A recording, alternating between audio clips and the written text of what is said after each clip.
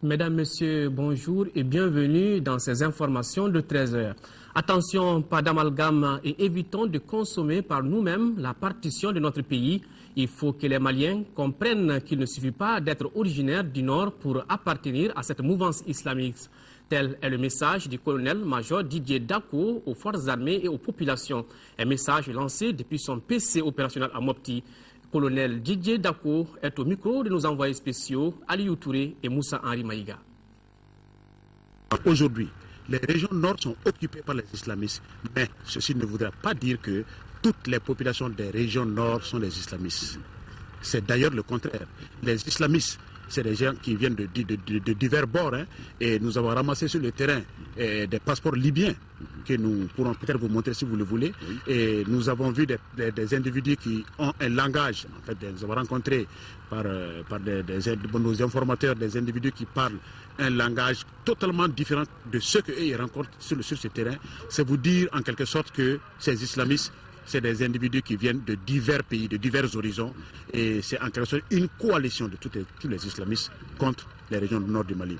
Encore une fois, le message que je voudrais lancer, que nos camarades militaires qu'ils comprennent, que les populations civiles elles-mêmes comprennent qu'il ne suffit pas de venir d'une région nord du Mali pour appartenir à cette mouvance islamiste. Donc que les gens comprennent très bien ce facteur, et ceci est très important. Parce que si nous partons sur cette base, nous risquons de consommer nous-mêmes la partition du pays. Voilà, donc je pense que quelque part c'est vraiment important que les gens comprennent qu'il ne suffit pas d'être sonraï, il ne suffit pas d'être arabe, il ne suffit pas d'être tamashek pour faire partie de la mouvance islamiste. Ouais. Voilà à présent le contenu de ce communiqué du gouvernement de la République du Mali. Depuis quelques jours, des informations nous sont revenues faisant état d'exactions commises sur le terrain qui frisent la violation des droits de l'homme. Le gouvernement du Mali, pour sa part, a toujours condamné de tels actes chaque fois qu'ils se sont avérés et mis l'accent sur les sanctions qui pourraient en découler pour leurs acteurs. Le gouvernement renouvelle les instructions données par le président de la République par intérim aux forces armées de sécurité quant au respect strict des droits humains. L'armée doit être irréprochable et il ne saurait être question pour nous de cautionner des actes que nous reprochons aux terroristes. Le gouvernement rappelle aux forces armées de sécurité le respect strict des droits humains et toutes les dispositions du droit international humanitaire et des conventions internationales en la matière. Le gouvernement veillera au respect du strict de ces normes.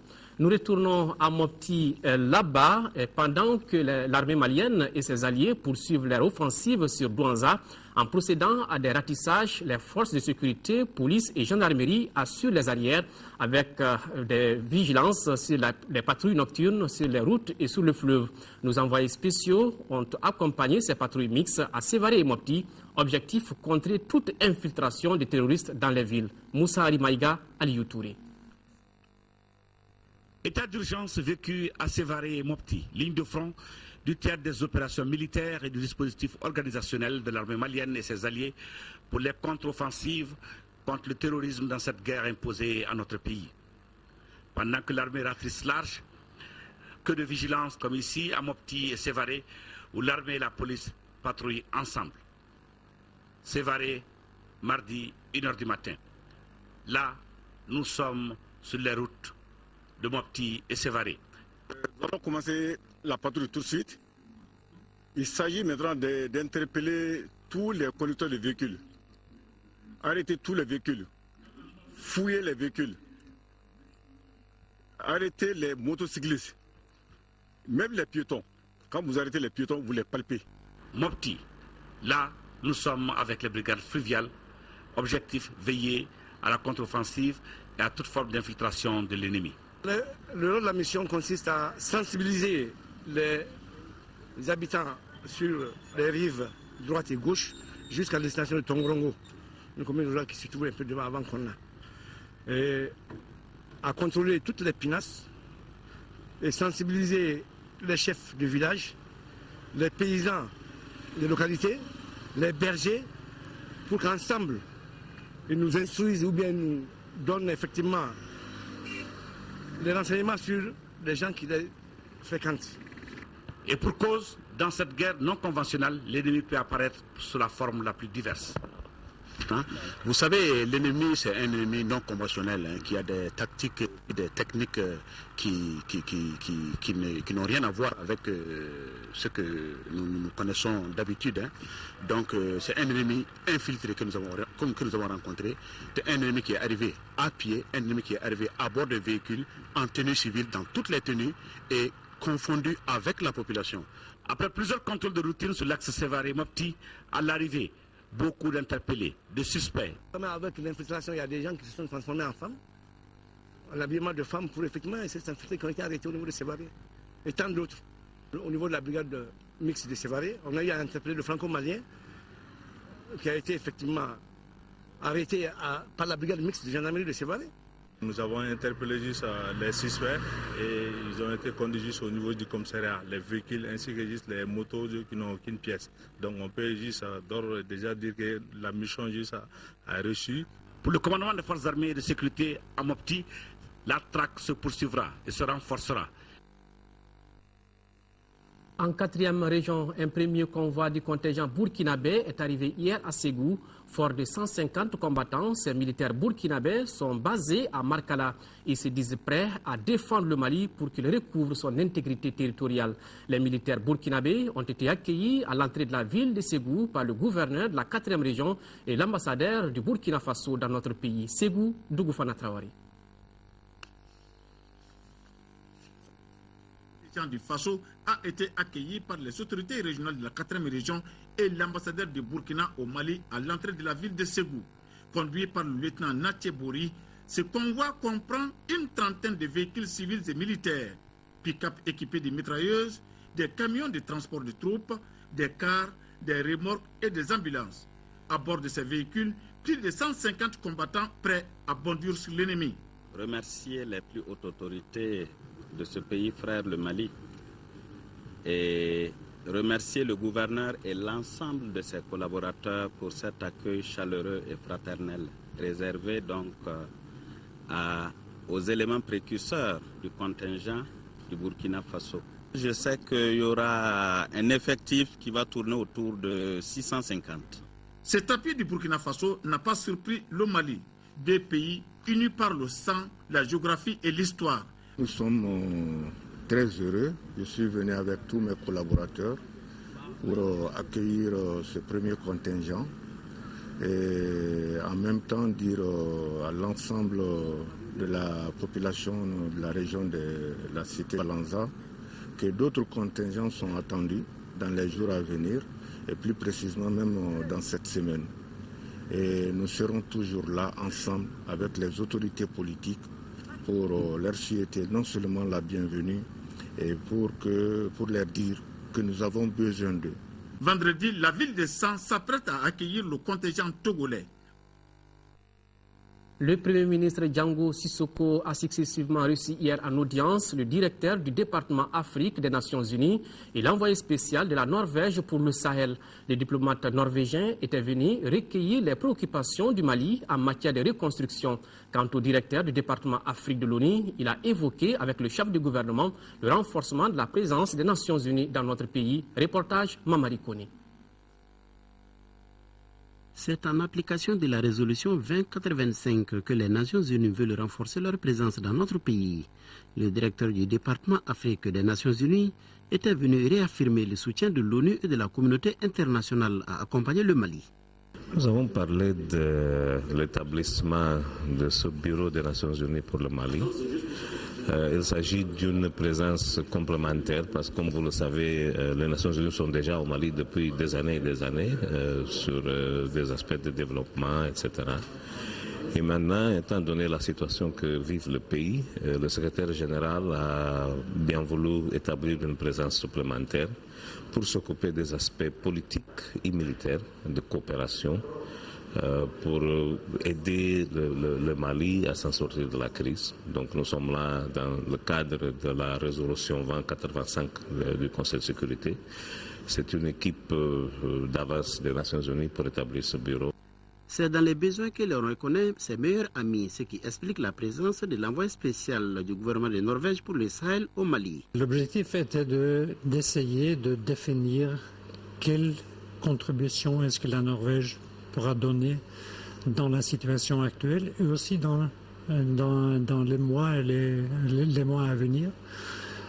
Surtout à l'égard de reconstruction, réconciliation, etc.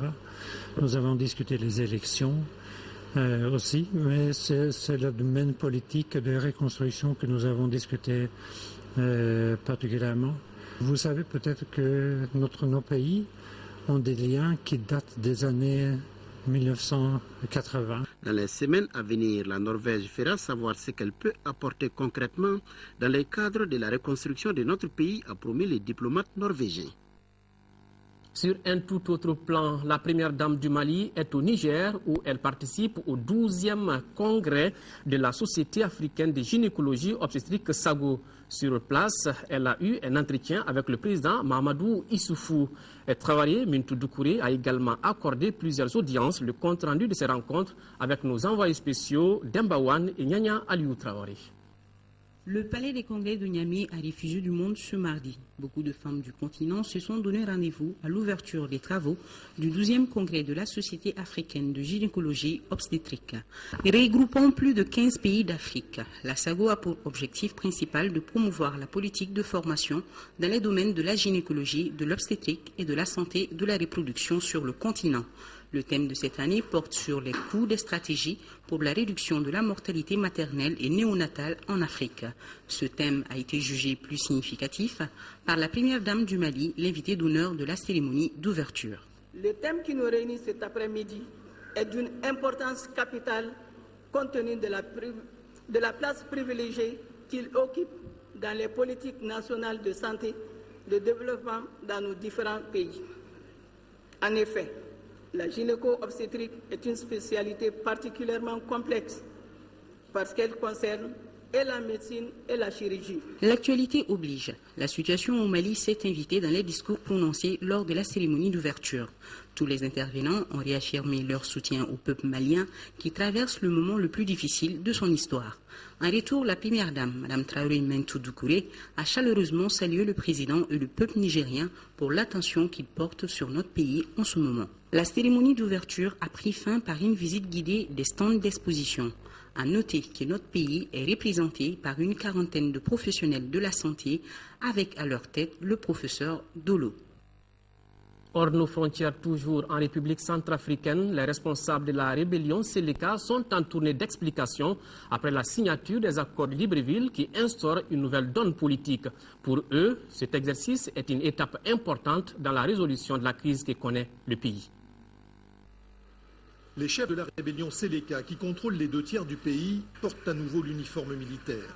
Aucun symbole belliqueux, mais après la signature des accords de Libreville, qui instaurent une nouvelle donne politique, il faut aller parler à la troupe. Vous venez avec nous? Ils sont avec nous. Sous protection de la force multinationale d'Afrique centrale, ils quittent Bangui pour Damara, à seulement 75 km. S'engage, avec les gradés, une longue séance d'information, de sensibilisation et de questions-réponses. Le but, expliquer les accords et maintenir la discipline. Je leur ai rappelé qu'ils ont le devoir et l'obligation de respecter les règles élémentaires de l'homme. Surtout ça, de ne pas brutaliser les populations, violer les femmes, parce que tout ça, c'est puni par la loi. Cette coalition regroupe différentes factions rebelles, véritable spécialité nationale. Étudiants, commerçants, déserteurs sont venus renforcer les rangs, une alliance hétéroclite mais efficace. Seleka assume les dérapages et les pillages commis par ces hommes dans certaines régions, mais dénonce le harcèlement des forces armées centrafricaines et en appelle à François Bozizé. Que le chef de l'État centrafricain prenne conscience de la situation à laquelle, et en tant que patriote, qu'il nous aide, qu'il aide le gouvernement qui sera mis en place, n'est-ce pas, à ramener une paix véritable chez nous. Le meilleur moyen de calmer les impatiences est d'assurer l'approvisionnement. Chaque unité rebelle repartira avec l'argent pour tenir un mois, un délai qui doit permettre la mise en place du nouveau gouvernement avec des ministres Seleka. En attendant, Chacun veut sa photo souvenir. Élection législative en Israël, le parti centriste crée la surprise en arrivant en deuxième position. Il s'impose ainsi comme le partenaire incontournable de toute future coalition gouvernementale. Voici le véritable vainqueur des élections législatives en Israël. Même si sa liste arrive en deuxième position avec 18 ou 19 élus selon des résultats provisoires, Yair Lapid a créé la surprise et il s'impose comme le partenaire incontournable de toute future coalition gouvernementale. Ce soir, une grande responsabilité repose sur nos épaules.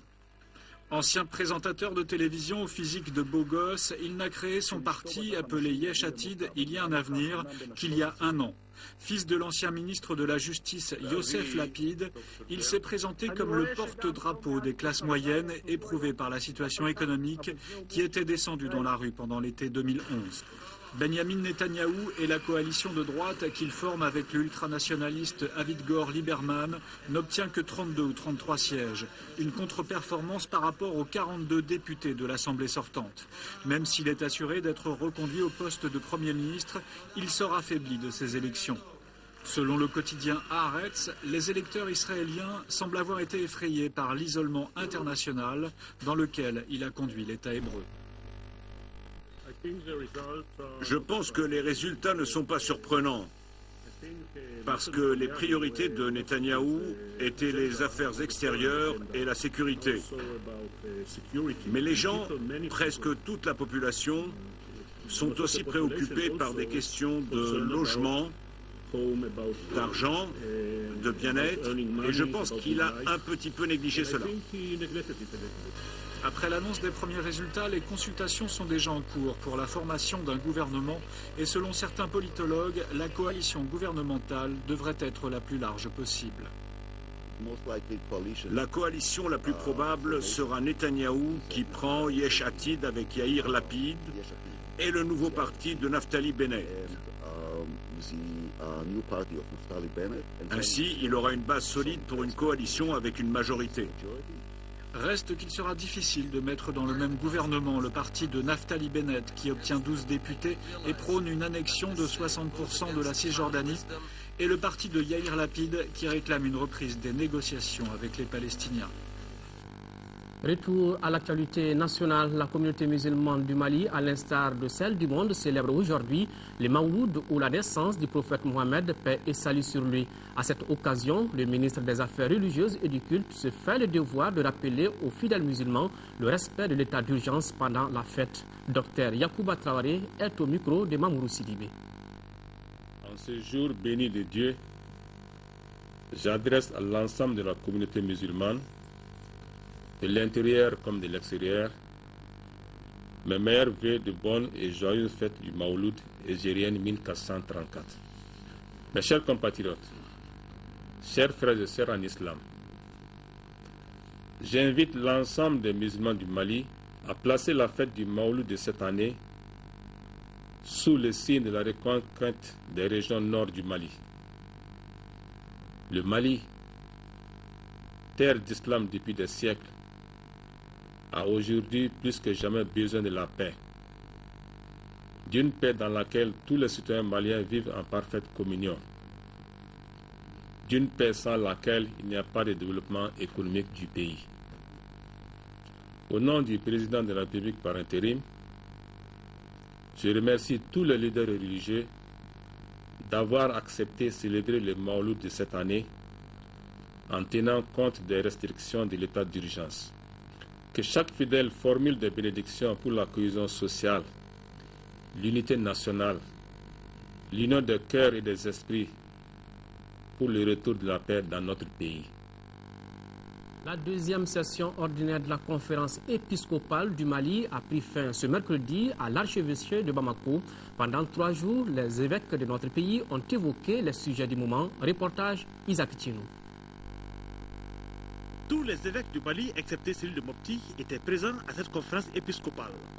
Deuxième de l'année pastorale 2012-2013, la rencontre a permis aux différents responsables de l'Église de discuter des sujets ayant trait à la vie de l'Église et du pays. Ils ont exhorté les chrétiens à plus de foi et à la prière. La situation socio-politique du pays a constitué le premier point de leur échange.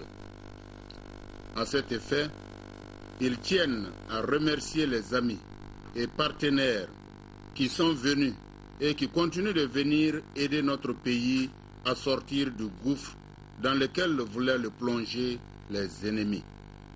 En effet, nous ne pouvons imaginer combien nous avons frôlé la catastrophe. Ceux qui se montrent amis et soucieux de notre liberté et de notre dignité ne peuvent que bénéficier de nos prières et de notre soutien. Le second point des échanges a opté pour une visite aux blessés de guerre. Les évêques du Mali, parlant de la situation politique et sécuritaire du pays, ont invité les Maliens et les chrétiens en particulier à la vigilance et à la prudence. Sport football, les Aigles du Mali jouent aujourd'hui contre les Black Stars du Ghana au compte de la deuxième journée du groupe B. Il s'agit de la troisième confrontation entre les deux formations en une année. Lors de la traditionnelle conférence de presse d'avant-match, les deux entraîneurs, avec beaucoup d'humilité, évoquent ce face-à-face qui pourrait être très décisif. Khalifa Nama Traoré et Brema Koulibaly sont nos envoyés spéciaux. Une matinée de promenade pour les Aigles du Mali. En effet, Seydou Keïta et ses partenaires se sont donné le temps pour contempler les vagues de l'océan Indien.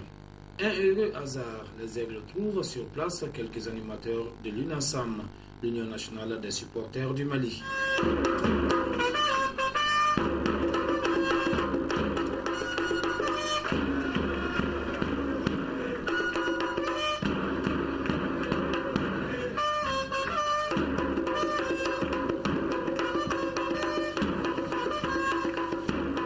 Après une demi-heure de détente, les joueurs rentrent à l'hôtel pour se concentrer sur le principal sujet, le match contre le Ghana ce jeudi.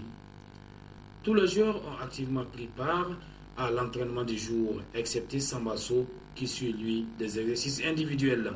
Le message est clair, prendre une revanche sur le Ghana qui s'était imposé il y a un an à Franceville au Gabon lors de la deuxième journée du groupe D, 2-0.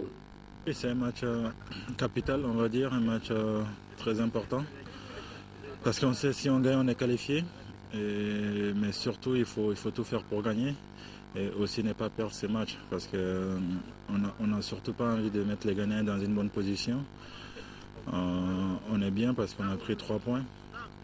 Et on espère vraiment que nos blessés, Momo, Modibo, Samassa et Samadiakito aussi vont nous apporter beaucoup pour ce deuxième match parce que c'est un match important. C'est une bonne équipe. Ghana c'est toujours très fort, surtout collectivement. Ce ne serait pas un match facile. On a vu à la CAN au Gabon, Guinée équatoriale. Le premier match a été difficile pour nous, mais heureusement pour nous, le deuxième match de qualification pour la troisième place, on a gagné. Donc pour le moment, c'est G égal. Mais on va tout faire pour gagner ces matchs-là pour être qualifié d'office. Aucun Malien ne réside à Port-Elizabeth. Malgré tout, beaucoup de nos compatriotes ont parcouru des milliers de kilomètres, soit de Johannesburg ou même d'autres villes d'Afrique du Sud ou Maputo au Mozambique pour venir soutenir les Aigles du Mali. Voilà, bonne chance aux Aigles du Mali. Je vous rappelle que le match Mali-Ghana, c'est à partir de 15h. Un match à regarder absolument sur notre chaîne. L'information continue sur notre chaîne et c'est sur le site www.ortm.mll. C'est tout pour ce journal. Merci de l'avoir suivi. Le prochain rendez-vous de l'actualité, c'est à 20h avec Ndei Sissoko. Soyons de cœur et d'action avec nos compatriotes des régions vivant encore sous occupation. La libération totale du territoire, c'est pour très bientôt. Qu'Allah protège le Mali et bonne fête de Mawlud. Au revoir.